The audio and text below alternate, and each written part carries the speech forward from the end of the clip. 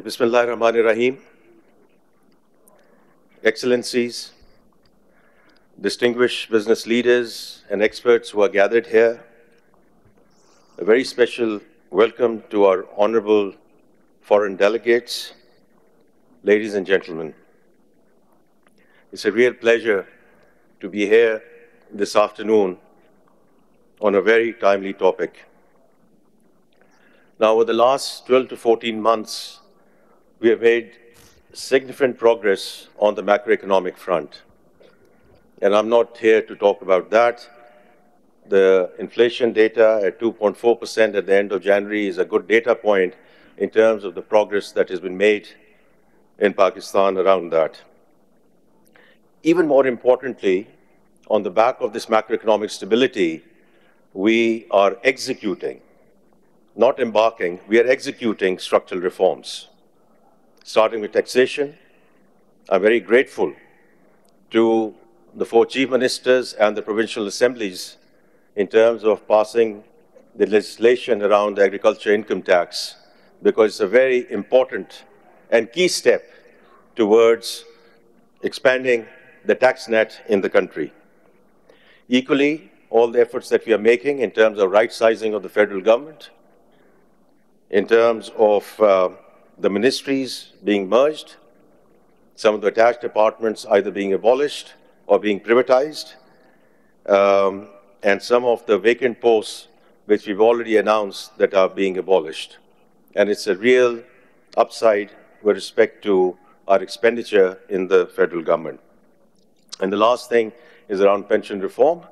As you know, as of July 1 of last year, all new colleagues in the civil bureaucracy are going to be on defined contribution.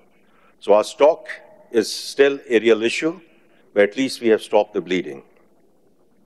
Now, while we are dealing with these immediate imperatives, because it's important in terms of managing the recovery and the economic turnaround, I've been saying in very loudly and clearly that in terms of sustainability of Pakistan and our overall economic situation in the country, it will ultimately depend upon 2 existential issues and how we deal with those. One is population control and population management. Unfortunately, we are still growing at the rate of 2.55%. And then the topic at hand, which is climate change, and how we sort of deal with that, which is indeed the topic of this conference. I do want to start by commending the organizers who have brought a galaxy of practitioners from around the globe to talk about this issue, but not only talk about this issue, because I've always maintained, even on the economy side, that we have known the what and why for the longest time. There's no dearth of policy prescriptions, but ultimately it's about the how and the who. And I sincerely hope that as we go forward, and this 2-day conference is going to address some of the operational and the operationalization of the how and who as we go forward. Now, where do we stand today? I was just listening to Justice Mansoor Ali Shah, and I just came in while he was speaking here, and he made some very, very pertinent points. Now, some of the established facts. I'm sure this conference has already attended to that. One of the most vulnerable countries in terms of climate change. Also, while we need to deal with mitigation, the real issue and the bigger issue is adaptation. Now, some of the enabling factors. National Adaptation Plan is in place with the NDCs and everything. that a lot of speakers will talk about. The second one is the National Climate Finance Strategy. And I was in Baku with the Minister of Climate Change, where we unveiled this climate finance strategy. And that's where this figure of $348 billion of gap till 2030 sort of came up. We are also very grateful to V20 and that forum in terms of working on a comprehensive climate prosperity plan, which will be, inshallah, unveiled during April. And the last thing I want to mention is the State Bank of Pakistan to issue green taxonomy guidelines. Now, we should have done that some time back, but there aayed, durust aayed. So I think it's okay. Again, it's in the April timeframe because it's very important. What is green? How do you structure? How do you monitor? How do you finance? It's very important that we have a national green taxonomy framework as we go forward. Now, to the topic at this point in time, and for this session around financing. Now, the way I look at it, a few sources.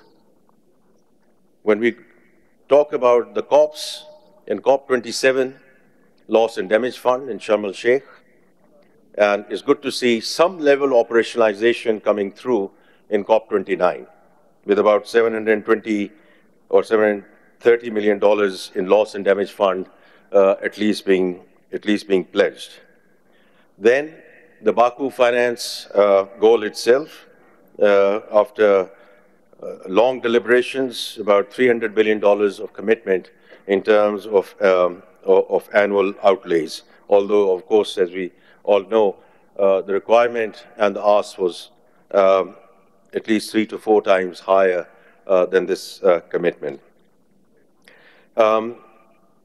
Then we have the Green Climate Funds, and if Acumen is here, I think it was very good to see Acumen Climate Action Fund being launched at about $90 million. And then, of course, Green Climate Fund. My only discussion with respect to Green Climate Fund is it just takes a long time. We have bureaucracy here in Islamabad, but I do think the bureaucracy in Manila should think through it because we need to fast-track a lot of things. So it's my request, and humble request, that they should look at their accreditation process and even before we come to the pledges and the disbursements. So that's one big source of what we discuss in various COPs. The second one is the discussion with the MDBs, the multilaterals. So we are very grateful to Asian Development Bank. As you know, at the fag end of last year, they announced $500 million, and climate being a big part of that theme. The second one is what was announced earlier in January around the 10-year country partnership framework with the World Bank Group. And I think it's very important, and I'm very grateful to both multilaterals, certainly the World Bank Group as well, because when I met President Ajay Banga almost a year back during the spring meetings, we talked about many things and where we need World Bank support. And of course, all the project and project financings have always been there. But his point was that if Pakistan can come in with a more focused approach, rather than we want this, and that. So we agreed. We agreed on the population side, we agreed on the climate side. And of course, the fiscal side of the equation and the private investment side. So if you look at the 10-year country partnership framework, on the population side, we have child stunting, and we have learning poverty, especially girls out of school. And the second thing was around climate resiliency and decarbonization. And so I think we have moved forward in the right way on that front. Of course, another source of funds is international capital markets. I heard Justice Mansoor Ali Shah talking about green bonds. And, Pakistan is not strange to green bonds, because it's only a few years back that WABDA, a parastatal on the utility side, printed a ticket of about $500 million in terms of the green bond. And at that point in time, actually, the book size was 6 times that. That's the kind of appetite which is available if we get our act together in terms of the international capital markets. I'm being told 1 minute left, which is the right thing to do. So then we come to the innovative solutions, which is the development of carbon markets and debt for nature swaps. Again, I heard Justice Mansoor Ali Shah talking about it. But it's very important that we take this whole debt for nature swap out of the distress situations, because we equate it with that someone is in distress, and therefore we need to know. It's a very viable option of moving forward in terms of the financial solutions. The other thing we need to think about is grants versus loans, because loans are loans even if they are concessional, because we have to pay them. And the other is foreign exchange versus local currency solutions. The last 2 things I just want to mention is that while we are looking for financing, capacity building in implementation and impact, identification, structuring, monitoring, reporting to international standards in terms of bankable, investable projects. That's what we need. That's where the technical support has to come in. And that's where the private sector has to lead this country. And the public-private partnerships are going to be one of the most critical pillars and enablers in terms of climate finance as we go forward. And the very last thing, when I was there in April of last year, I was asked to join this coalition of finance ministers for climate action. Because the point that was being made there in that forum, that of course it's the ministers of climate change who have to take the lead, but if the ministers of finance who control the purses, who have to think through the repurposing of some of these subsidies, if they don't come on board, this will never go mainstream in terms of budgeting, in terms of how we bring it into our macroeconomic framework.